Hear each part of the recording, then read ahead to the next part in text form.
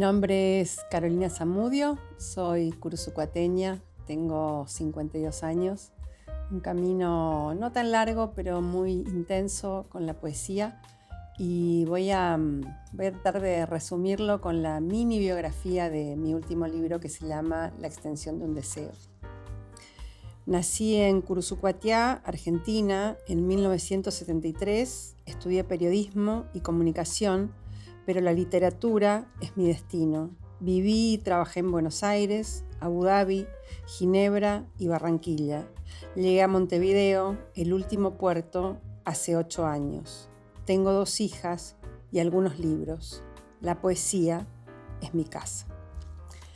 Esta es la presentación escueta del libro, porque pensé que a esta altura, si alguien quiere saber un poquito más de mí, puede buscar en algunas páginas, en Google, en fin. Este es mi 10º libro, son todos poemarios hasta el momento, aunque yo escribo otros géneros, pero que todavía no fueron editados.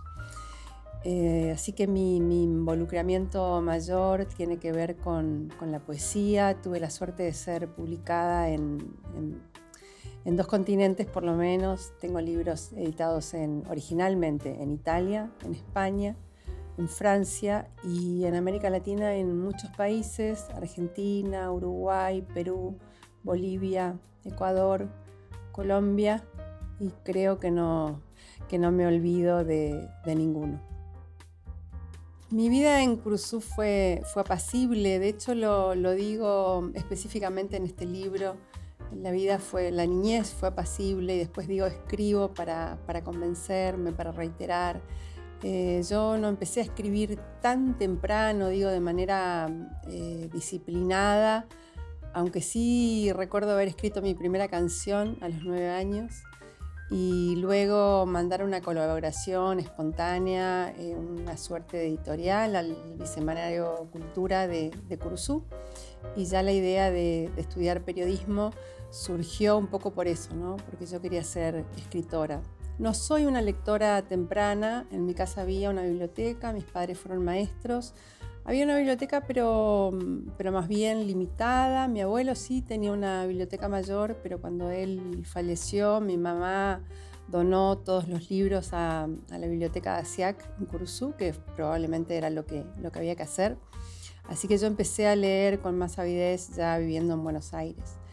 Pero tengo el recuerdo de haber sido una niña muy inquieta, curiosa, con mucha conexión con la naturaleza. Después, cuando empecé a escribir y a publicar, me di cuenta que a medida que uno escarba en la memoria van saliendo recuerdos que uno ni sabe que tiene, ¿no? Entonces pienso en la huerta de mi abuela, en el gallinero de mi abuela, que vivía en plena Verón de Estrada, en la calle céntrica de Curuzú, pero en esa época, hace 100 años seguramente. Tenía su gallinero, su huerta, la higuera de mi abuelo. Y bueno, en uno de los libros de poesía en prosa, el primero en realidad que escribí de poesía en prosa, que se llama La timidez de los árboles, vuelvo bastante a esa infancia, y hay textos que se llaman El abuelo, la abuela, la vecina, la madre, que van camino a esa infancia y recuperan un montón de recuerdos, de memorias sensoriales, súper nítidas, que me acompañan hasta ahora en la vida. Mi camino en la literatura creo que comienza medianamente temprano, cuando estoy en la universidad estudiando periodismo, y comienzo a leer con mucha pasión y a descubrir un montón de autores a los que no había llegado en Curuzú. No sé, recuerdo a Whitman, por decir uno, Borges, por supuesto.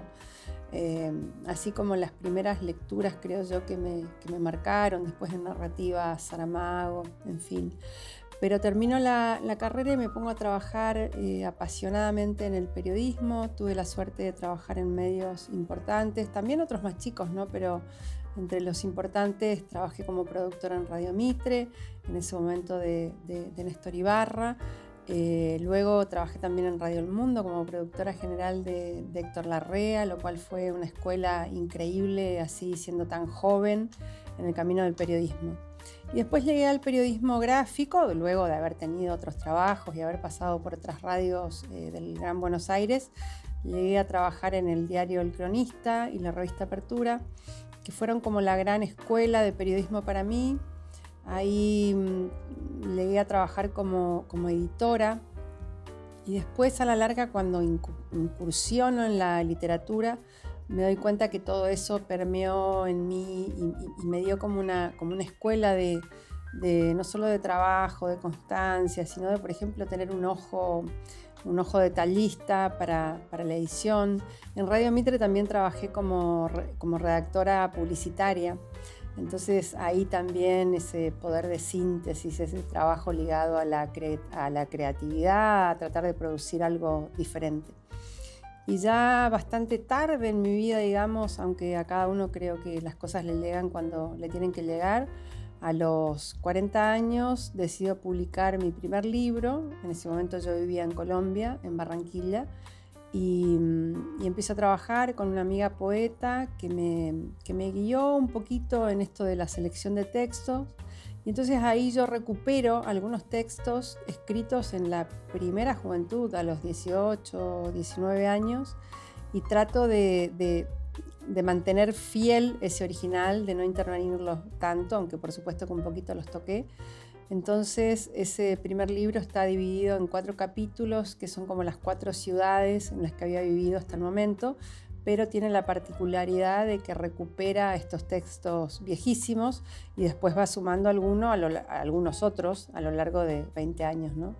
Ese libro empieza con un epígrafe que dice: Buenos Aires me crece lapachos y palabras solo porque alguna vez con devoción provinciana en Curuzú me sembraron. Creo que la poesía primero es un oficio de soñadores, antes que nada, no porque uno piense en el trabajo del poeta como una cosa idílica, de que uno se sienta y llega a la musa y da la inspiración, sino porque es en realidad algo que nadie pide, ¿no? No es una cosa utilitaria, en todo caso sí es utilitaria para la gente que vive en el arte o aprecia el arte. Entonces creo que los creadores en general, los artistas, los escritores, y particularmente yo hablo de la poesía, que es como mi métier principal, creo que tenemos que abrazar la poesía no solo con mucha pasión, sino también con mucha disciplina, porque si no uno corre el riesgo de que sea más un hobby que algo que intentemos que permee el mundo, que modifique, que toque a alguien, que conmueva, y que también sea una forma de escribir un tiempo, ¿no? Porque cuando uno lee a los escritores, a los poetas que nos antecedieron, puede conocer un universo, puede remontarse a 200, 300, 500 años, a la historia de la humanidad, y eso se hace también a través de la poesía. En ese sentido, creo que solamente si los poetas pensamos que lo que hacemos es valioso y tiene un fin para alguien, desde ese lugar se crea. Yo siento que vivo en estado de poesía, por supuesto que no siempre produciendo, no todos los días escribiendo. Hay momentos de sequía creativa, como suelo decir yo, y luego una catarata. Llega algo de una sola vez y uno puede llegar a escribir, como me pasó, uno puede llegar a escribir un libro con el que está conforme incluso en 4 meses. Tengo varios libros publicados, 10 de hecho, y algunas reediciones de estos mismos libros, porque lo que suele pasar con la poesía es que si un libro se publica, por ejemplo, en Argentina, es difícil que luego sea publicado simultáneamente en otro país. Pero en mi caso pude lograr, o me lo ofrecieron, digamos, que los libros fueran publicados a veces en 2 o 3 países. Algunos de los títulos son La timidez de los árboles, La oscuridad de lo que brilla, Seguir al viento, Las certezas son del sol, Vértice, y este último que se llama La extensión de un deseo, que es el libro más extenso que tengo de prosa poética y probablemente el más acabadito, no sé, quizá porque es el último. Simultáneamente a mi trabajo como poeta, también estoy muy involucrada en la poesía, en la literatura en general, desde la gestión cultural. Desde hace 7 años creé y dirijo la Fundación Cultural Esteros, que tiene sede en Montevideo, Uruguay, pero en realidad tiene un alcance ilimitado a todo el mundo. Tenemos una revista digital que se publica no solo en español, en el sentido de que publicamos también traducciones. Si bien es una revista digital, tiene el formato de papel porque tiene distintas secciones, tiene una nota de tapa y tenemos colaboradores de todo el mundo. La Fundación Esteros hace un montón de acciones colaborativas con otras asociaciones culturales y entes dedicados a la cultura, no solo de Iberoamérica, sino del mundo. Hicimos algo muy lindo por el Día de la Poesía este año. Participamos de una emisión ininterrumpida de 24 horas de lecturas en distintos idiomas con poetas de todo el continente. Y principalmente organizamos en el marco de la Feria Internacional del Libro de Montevideo el Encuentro Internacional de Poesía Esteros, que reúne todos los años a cerca de 40 poetas del mundo. Intentamos que hayan representantes por lo menos de 3 continentes simultáneamente, digamos, en cada edición. Hasta ahora lo hemos cumplido. En general son entre 15 y 18 poetas internacionales y luego se completan con poetas locales, entre otras cosas que hacemos desde la Fundación. Así que ojalá que podamos continuar porque es una forma de devolver un poco todo lo recibido. En general todos los escritores y los poetas, digo en general porque no necesariamente es así, pero tenemos nuestros temas, nuestras obsesiones, como se llama en la jerga, y si bien cada libro debería ser diferente al anterior, y eso es lo que yo intento con cada nuevo libro, que sea una propuesta diferente, desde lo estético, desde lo temático. A la larga uno, cuando toma un poquito de perspectiva y mira hacia atrás, se da cuenta que hay una línea argumental que recorre un poco toda la obra, que es un término que quizá queda un poco petulante dicho por uno, pero bueno, me han instado a que empiece a usar esa palabra. Entonces, algunos de los temas que en general me conmovieron, además de la naturaleza, el paisaje, la infancia, toda esta idea de la trascendencia, ¿no? de creer en la literatura y en las familias, como dice Virginia Woolf, de que tanto las familias como los libros descienden de alguien que vino antes, de alguien anterior. No es exacta la cita, pero esa es la idea. Entonces la trascendencia siempre está muy presente. También los árboles, y eso es algo una pregunta a la que no me pude contestar, una gran incógnita que yo tuve hasta hace poquito tiempo, así que estuve pensando un poquito en ello.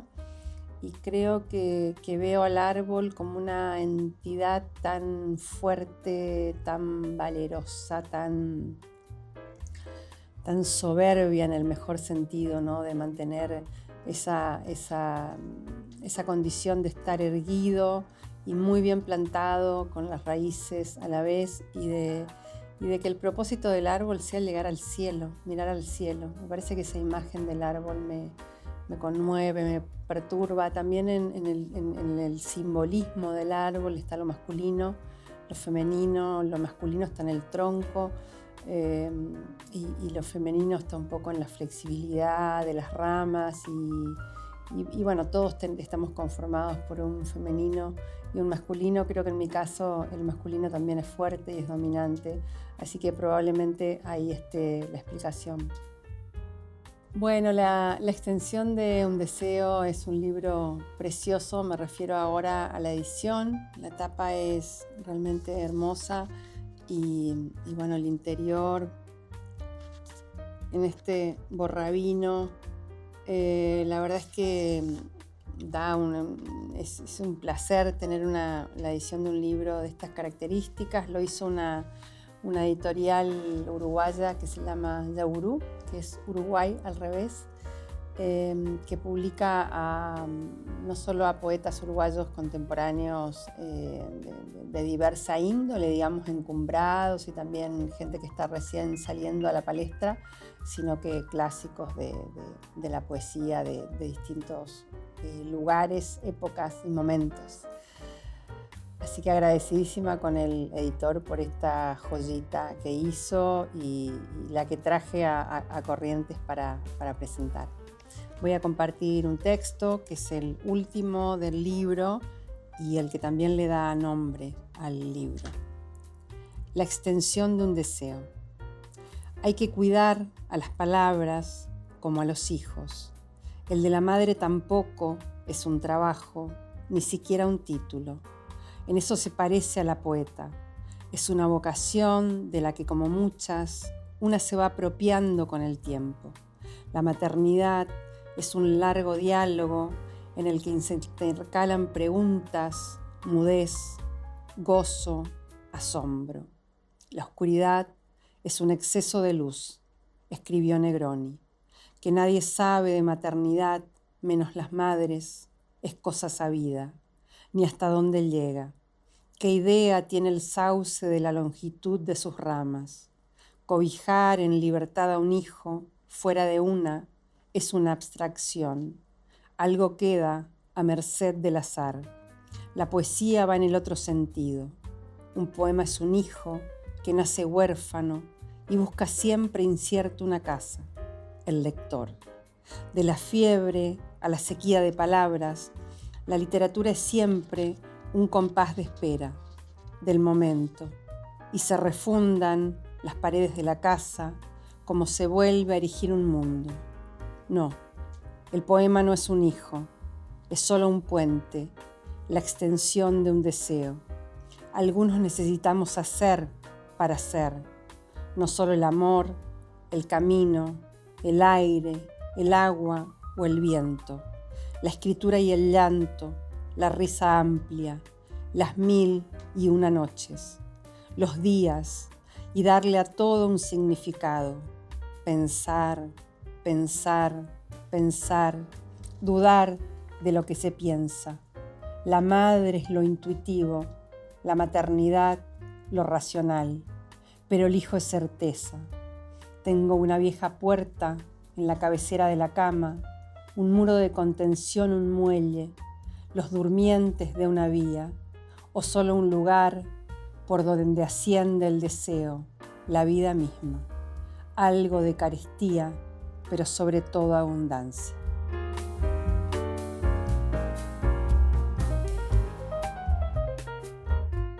La poesía es un don prestado. Y todo lo que nos sea propio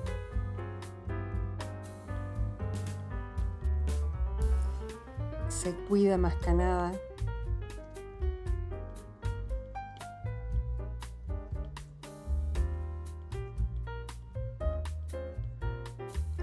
o a nadie.